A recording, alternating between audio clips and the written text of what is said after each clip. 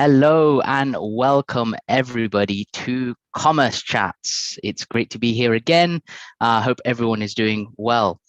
For those of you that don't know about Commerce Chats is our weekly initiative from EICOM where we talk about commerce subjects, commerce topics. We talk about cutting edge technology. We talk about things that have been done in the past that we can learn from. And it's the place to be if you want to engage in some commerce knowledge and, ask questions, be curious and to learn more. So today we are very lucky and I'm very excited because we are joined by an EICOM alumni from our EICOM Cambridge course. If you want to learn more, go to eicom.org or follow our social medias. Just search for EICOM Institute. Have a look at us on YouTube, Instagram, LinkedIn, all those normal places. But EICOM alumni, a founder, a CEO from an incredible company, a company that is just mind-blowing to me, something that I look at and I'm, try and put in a box, but you can't put this company in a box, in my opinion. But let me introduce Thiago Pasos. Thiago, welcome. Welcome to Commerce Chats. Thanks, Krish. I'm going to start bringing you to my sales speeches from now on. You have to, definitely. I'll sing your praises all day long. So yeah, before we get started into it and before we start deep diving, who are you? What is Brightdome? What do they do? I know this is a bit of a challenging question to ask you because you do so much, but yeah, tell us a bit about yourself. What do Brightdome do? Brightdome is a brand operation company. You can think of us basically as a operational arm for brands that want to grow, especially in the digital channels. We acquired this knowledge through years of managing our own brands. So that's more of like an empirical knowledge that we acquired in managing multi-channels for sales and marketing multi-channels. And we decided to package that into a service and partner with great brands, brilliant brands, and help them grow with their strategies in the US, Europe, in multi-channel. So we have, like you said, a unique combination of services ranging from logistics to marketing to creative to channel operations or channel management. And just bringing a lot of the learnings that we got from investing on our own and understanding the roadblocks and the paths of growth, and now at the service of, again, what we'd like to think about brilliant brands under one dome. So there you go. The Brightdome motto comes from that sort of idea. I got it. That's clever. Okay, that makes sense to me now. So, one thing when I was looking at Brightdome, and I urge everyone watching, have a Google, type Brightdome, have a look at it. It feels, and I think it is, a group of brand owners now wanting to control or wanting full visibility and ownership of this whole cycle from logistical, operational, supply chain to the online. And I feel like it's a one-stop shop or the one place for you to deliver all these services. Do you feel like you're unique in the market? How does that sit with Well, yeah, I think that certainly the experience that we have is different from what we see, out there, especially because the story of Brightdome is actually the story of a family brand that was managed throughout 20 plus years in, again, multi-channels here, growing organically, reaching great heights. So those learnings kind of give you, I think, in my idea at least, an edge in terms of the financial side of it, the challenges of marketing, positioning, growth, understanding the operations from the ground up. We became very technical early on in the digital world, which is what leveraged our growth throughout the year. So I think that in that sense, definitely. And we kind of pair our business units are designed to offer customers like a one-stop shop solution for growth, right? So that's definitely something we are very proud of. Yeah, no, that's awesome. And I love to talk to people like you who have full visibility and experience in all the different sectors. But, let's go to sort of what our main topic is today. Our main topic, Thiago, do you want to introduce it, or I'm more than welcome to, do it as well? Go ahead. Perfect. So it's a long title, but it's a really interesting subject. We're going to be discussing the paradox of growth and profitability in e-commerce, with a view on marketing and sales strategy. So to give you some more context, when we talk about e-commerce, we talk about sales channels, we talk about profitability, that one of the keys is sort of never losing your focus, knowing who your customer is, and then growing in different channels. So I guess my question to you to kick things off, Thiago, is some sales channels can be more relevant for a customer on a different part of the customer journey, right? So how do we prioritize these as e-commerce professionals? How do we prioritize these, or how do we identify what part that they're on? Yeah, it's obviously a challenge, but I think that when we talk about, customer journey, you also have to draw a parallel with the brand journey too, right? I mean, so when you're talking about acquisition channels for a brand that's just launching or a new product or service, obviously the spectrum of possibilities is much larger, right? Than if you're discussing with a brand that is already established and is looking to sort of grow into a new channel, and how you find the customers there too. But, ultimately, it's all about the customer engagement, right? Where the customers are engaging with your brand, and that has changed significantly throughout the years. The number of touch points that a customer has with your brand, even before it begins to draw a conclusion, right, whether or not they're going to buy from you, skyrocketed, right? Before you would have, yellow pages and then you would buy. Now, I think there's something like Inc. came out with a research saying there's like 25 touch points, something like that, before the customer even buys your product. So whether or not you're going to pick a specific sales channel, you got to have an understanding that the marketing channels have to be very robust.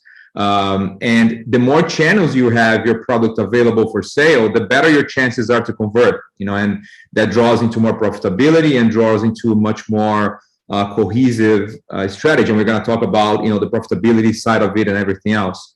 But I mean, it's very hard, even for the most technologically savvy brands, to fully understand customer life cycle at scale. But, the answer is, again, it's technology and the knowledge that you have to pair them together to, over time, begin to understand where your customers are, right? So identifying the main points that customers are engaging with your brand and which channels they are converting the best. But it's a tough question. I mean, prioritization of channels. I mean, so first, let's deep dive into, how you identify these channels. Let's discuss for a second a brand that is already established in the market, right? And is thinking about going into a new category, a new channel, or a new sales channel. If you're looking at a brand that is already deep into their operational and their life cycle, most likely people already know your brand, right? So, the tendency obviously is to prioritize channels where the time between, I want this product and now I have this product should be shorter. And then you can think about marketplaces for that, like Amazon, for example, or Walmart or eBay, where you already know what you want and you go there and you buy it. But obviously when you're launching, when you're trying to create a relationship with customers, the e-commerce obviously is very important. You got to have that direct line of communication with customers. You got to build your customer base. You got to, start it from the ground up. And the prioritization will come from testing, small, understanding where your bright spots are, and scaling. There's no silver bullet. You don't have a crystal ball to think about, well, this is my channel. So you gotta test it, understand, and then scale if the results are there. Yeah, and I find that interesting because it's a balancing act, or juggling, time to profit, getting to profit, also trying and experimenting with channels that, like you said, you might not be having visibility of because you've not tried, or because you've just not seen any movement on. But, before we sort of deep dive into the impacts of new channels and investing, if we take it back a sec and think about, if you, as CEO founder of Brightdome, and as an e-commerce professional, what do you recommend to someone that sort of starts their e-commerce journey, generally speaking? What would be your recommendations, really? Just a quick crash course in it. Well, I think that this is a bit of an obvious, not very insightful answer, but I mean, right now I definitely give the advice of focusing on people and tech. This is the pairing those two together. I mean, you need to have technical people that understand marketing and operations. Marketing fundamentals are more important than ever. I think operations are important because of profit. So the people end of it, you got to have, technical people that can think scientifically almost, because you're going to spend a lot of time drawing hypotheses and trying to validate everything to find growth, right? So, and this goes from very basic things such as, how you merchandise your website, what should your workflow for customer engagement look like for somebody that hasn't bought from you yet versus somebody that is a loyal customer. So, this is sort of like the driving force of any e-commerce is your ability to make the most out of the people that are coming to you, right? That's the name of the game. It's going to be recurrence. We're going to talk about this probably later as we again talk about profitability, but you got to have it. You got to have people that understand, they're technical, that are scientifical, that can think about, we're going to test this. What are the results I'm looking for? How long are we going to do that for? And what we're going to do if we reach that point or not. From the marketing side, marketing fundamentals for me, and they are probably the most important thing. Because it's about how you're going to differentiate yourself from others. It's a very crowded space. Even though you might be able to find growth on certain sales and marketing channels, still, the competition is there. So if you don't have a way of communicating your brand and drawing the customer's attention and retaining that attention by delivering a great experience, right? And that's all about your brand experience. It would be very hard for you to succeed, even if you're a very, operational focused brand, super, that have deep pockets. You still need those fundamentals, and that comes from people, right? That will think about how to push that. From the ops end, obviously, people that understand operations are important because that's what's going to drive profits, right? That's why you're gonna know. That's where you're gonna model out what do we need to accomplish, right? And operational people are very, very important. So that's people end, right? But on the tech side, e-commerce is only one touch point there that the customer has. So technology involves not only what you have within your store, but also everything that's out there. The tech landscape today is immense. It's crazy how fast new solutions come to market, and you need to have people that understand that to make the most out of the possibilities that are out there for you. So that's the level set. Not very obvious answer to your question, but a very important one. Yeah, well, I think it's interesting because even though you started saying it might not be that insightful, I think having the opportunity to talk to someone like you or someone with experience in the field, it isn't so obvious to someone like me, or maybe to some of the people watching, hopefully, so they can learn something. Just to people watching, if you have any questions, feel free to type them in the chat. We can explore them if you like, or you can send it to us afterwards, and we could see if we can answer those. I was writing a few things down here and just thinking while you were talking, Thiago. Like, I think that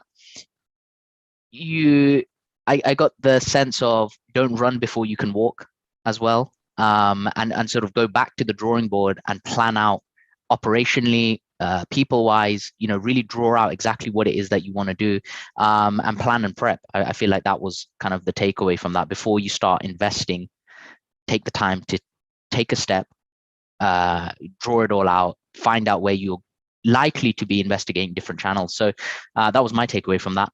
Let's dive into something a little bit juicier here. So when we're determining the potential impact of a new channel, what separates the winners from the losers in a sense? What should the winners be looking at?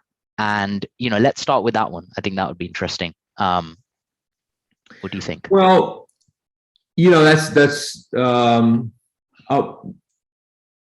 think that it varies between management to management. Like you might have a need of growth, right? Top line growth, and you can find that in certain channels, but ultimately you might need to draw the bottom line or acquire new customers. I think that depends upon the sort of game you're playing, right? If you're playing the app game, for example, customer acquisition or the growth of customer base obviously very important for building up your proof of concept and get funded and all that. But I think that when we talk about retail in general, a winning channel, I mean, finding a winning channel goes back to what we were discussing before. You got to test it, right? You got to start from somewhere. It's very hard to, from the beginning say, well, marketplace is a win for me because, right? Well, let's find out why marketplace is a win for you. So I think that setting the premises and understanding the variables that you want to test are sort of like the first layer of answering that question. What will separate a winning channel versus another? You start off from the beginning. You're like, all right, I want to sell in a marketplace. What are my operational costs? How much volume of traffic can I get? How much does advertising cost in that channel?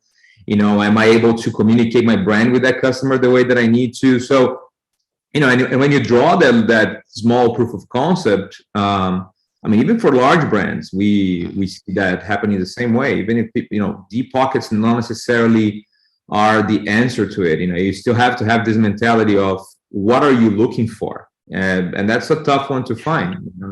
Oftentimes you go into a new channel or a new venture, and if you don't lay out the questions you want answered before you do that, it becomes very hard to understand what worked and what didn't work.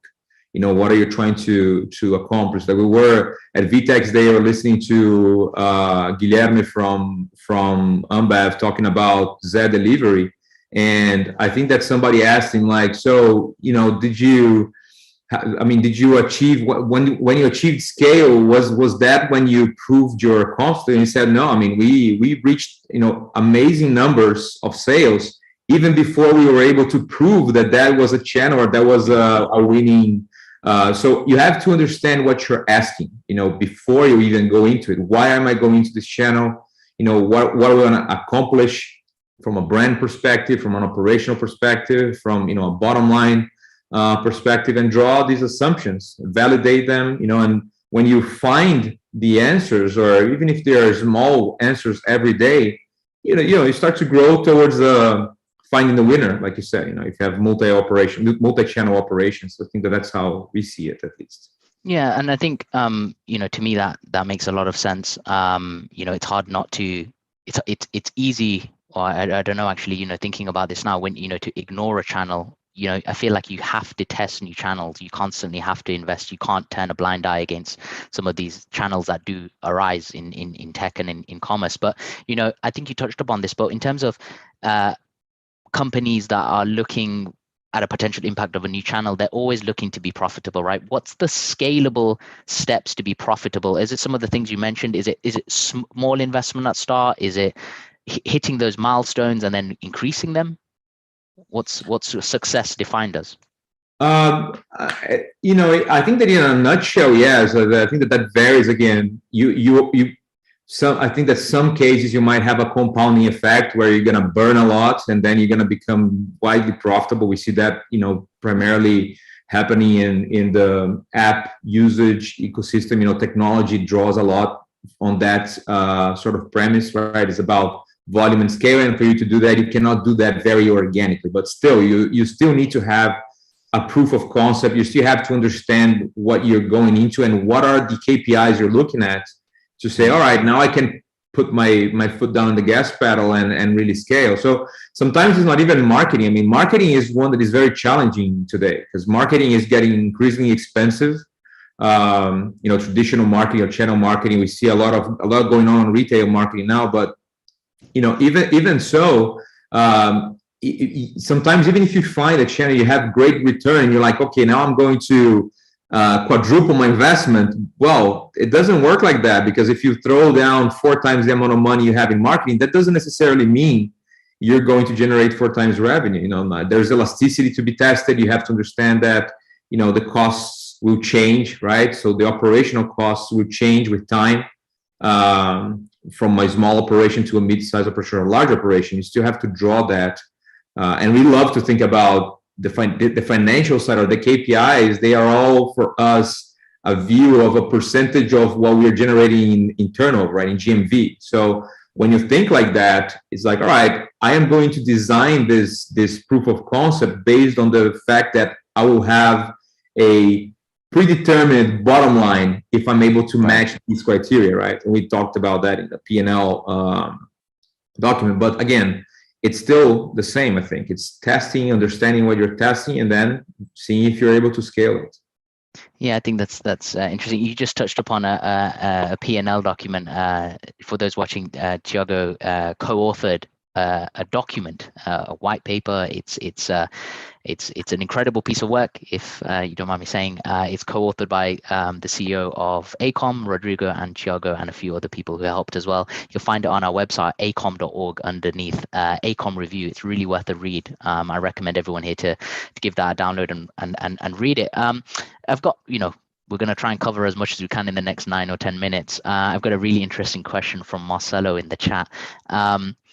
And I feel like it'll fit right in here, which is Thiago, you're talking about people and operations. How do you know if you're not with the right people?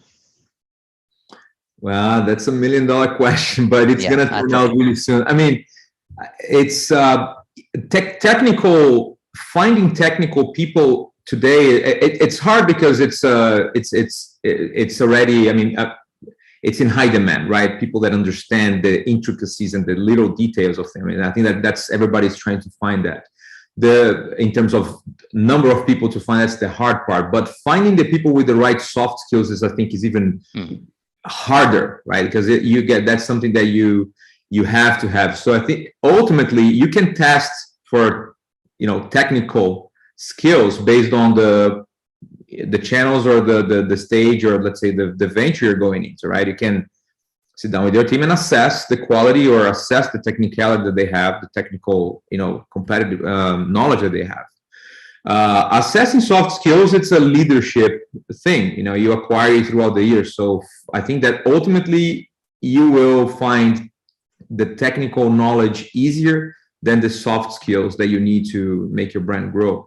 I would start there. I'll start figuring that out first, if they are, people that you think can handle the vastly technical world that digital commerce is, and then assessing whether or not they fit, your brand ethos, and they have the right soft skills to grow and make the brand work. No, sure, that makes a lot of sense. I can imagine it's very tricky, and it does come from experience. Some of the technical skills perhaps could be done through accreditation as well, which is what I believe. I think it's a great way to get people's foot in the door. We obviously have a certification, the CMX, the Commerce certification. If you have a Google, visit our website. I find that interesting. Sometimes it can be painful, but through experience that you learn where the right people come from, or what what skills they need. But I think mapping it out is really interesting. Just going into our next. Go ahead. There, I think that there's an element there which, again, I think I touched on it before, but I absolutely love when I see people that can think scientifically. I think that it is a extremely valuable thing to have in your team. Is the day in, day out, drive to test, validate, create hypotheses, why it worked, why it didn't work, how can we do it better, what are we going to do if that sort of mentality is really, really important in digital commerce, because it's all about, you have multivariates to work with, there's a million, and if you don't know where to look, it's really tough, if you don't know or work with the data and with the knowledge that you have in hand, right?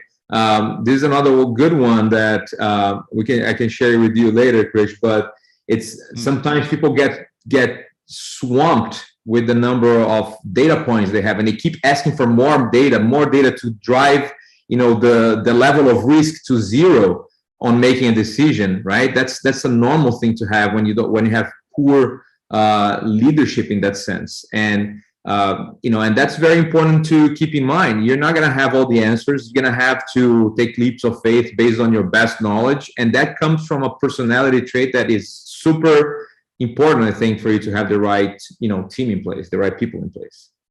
Yeah, and I think that's something that you've mentioned isn't measurable, that attitude towards risk as well, because getting the risk factor to zero through multiple data points might not be the way forward from it's impossible. Which is really it's impossible. That's the thing. It's impossible, and it's about, this is an article about a general, and I can share with you later, but it talks about having how poor leadership always tries to have all the answers, to the questions, and that is impossible. You're never going to have it, so your best assumptions and your best guesses, right, based on the premises, that's what should drive the business forward on a daily basis.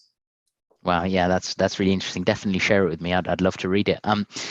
Going into marketing and skipping ahead here a little bit, when we talk about growth, customer acquisition factors, what are the must-haves to boost e-commerce profitability in customer acquisition? Sorry. So, is that a clear question? Yeah. Well, yeah. No. I mean, definitely. I mean, customer acquisition. There's a cost factor. Obviously, you have to optimize and drive that cost as low as possible. It's tough now because marketing channels are super competitive. But again, the profitability will come from recurrence, right? That's where that's the name of the game, is recurrence. You gotta have, customers that are going back to your store organically and buying the product. And that is a factor of a lot of things, but ultimately is about experience, right? It's about the experience your customers have with your product, with your brand in general, right? So product quality, obviously stable stakes today, but I mean the whole experience of that you give to your customers is what is going to make them come back. No brand survives in zero recurrence. Well, at least I haven't had the pleasure of meeting one and trying to duplicate it, but I think that understanding that you have to bring these customers back organically is a challenge, but that's the toll you have to pay to be a profitable e-commerce operation. All other things being equal, right? So obviously you can have, logistics can cost you 40% of your GMV. You can have the recurrence, as much recurrence as you want, you're going to lose money. But as long as the fundamentals are there, the P&L fundamentals are there. How much each part of your business should cost of the GMV, the growth will come from customers coming back and buying organically from you. Again, not a very insightful one, but it's a very important one. Definitely fundamentals, right? Foundations of building something successful when it comes to profitability. And I feel like the key word there is profitability, right? Yeah. And it's a very important word with an important definition. We come close to the end of our chat, but I'm going to ask another question, which is really deep, but I feel like I'm going to ask it anyway because I'm intrigued to know, and it's been something I've been thinking about. So if a company wants accountability for its marketing teams, how do they make their results sort of measurable? I know that there's different ways. I know that you're quite interested in the customer data platform infrastructure. Could you give us a bit of info about that? Yeah, I mean, I think the data obviously is, the foundation is data, right? You have to be able to acquire this data, to bring this data into a place where you can show to the marketing team, what's happening with the business, where's the growth coming from. And when we talked about before that there are so many touch points with the customers, I mean, you have to compile that information, right? Customer data platform does that for you. I mean, if you have to do it right, but it will bring the data in. But once you have the data in, that's a team effort. You got to sit down with your marketing team and think about, all right, how are we looking at this number, right? I mean, what are we trying to accomplish? Again, what is the ROAS that we want for this sort of channel or this initiative? And challenge them to give them the power by showing what's actually happening and work with them to achieve these goals. But the answer there, you have to give data is a necessity, because you got to measure in order to draw the hypothesis and then test something else, right? That's, I think, ultimately the most important piece. Yeah, and I feel like I could deep dive a lot more in these subjects, and I think, of course, we want to invite you back for another commerce chat so we can deep dive further into those. But I've got a question from Marcelo, just going on a totally different tangent here, and it's a bit of a tricky question. So Marcelo, I hope you don't mind, but I'm gonna try and break it down a little bit. So, and Thiago, we don't expect all the answers as well. So, what are the major challenges that you're facing with the current COVID and Russia-Ukraine situation? And is there an impact on e-commerce in general? What's the impact? And I know that's a big question, because I know that your businesses are in different places. So I don't know, have you heard anything from the industry or from yourself? If you've got any experience at the moment of what it's like, could you give us a glimpse? Well, COVID obviously impacted our businesses significantly. There was a period where it impacted it negatively, when people didn't know what was going to happen. Right now, obviously, a lot of the growth was driven to the digital channels.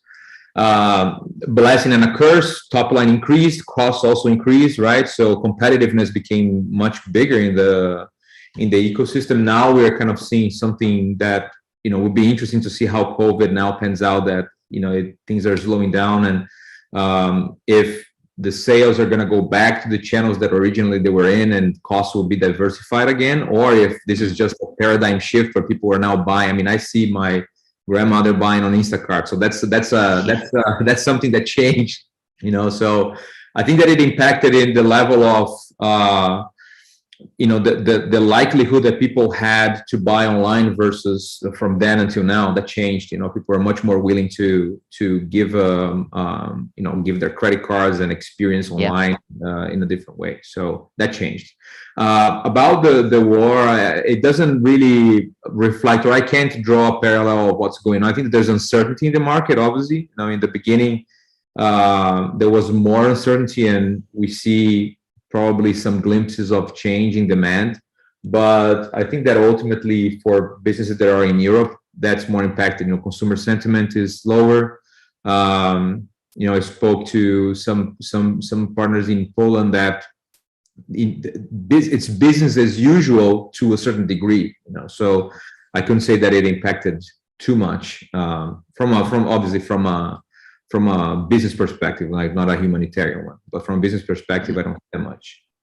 Of course, and it's such a dynamic and ever-changing situation. So, yeah, I don't think there's ever going to be one answer at the moment. I think what would be interesting is to have maybe some people from Europe join us on our chat and on our commerce chats, so that we could talk about it deeper.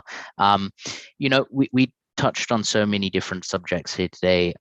If anyone who's watching feels that they want us to deep dive into something that we've discussed, let us know in the chat. Please drop us a comment. Hopefully Thiago can come back and we can deep dive further into those topics.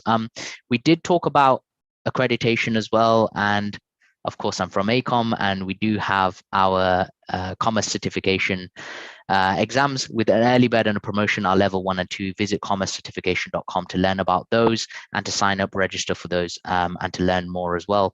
But as we draw to a close, Thiago, it's been amazing to have you on here and to sort of pick your brain about different things and trying to understand your thought pattern and how you work as a founder and CEO of Brightdome. So yeah, it's been a pleasure to have you. I hope you found the experience insightful. Pleasure being here, Krish. It's always great talking to you and with the Bright team at EICOM anytime.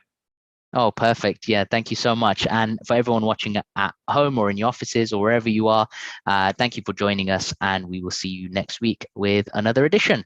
Thanks, everyone. Bye-bye.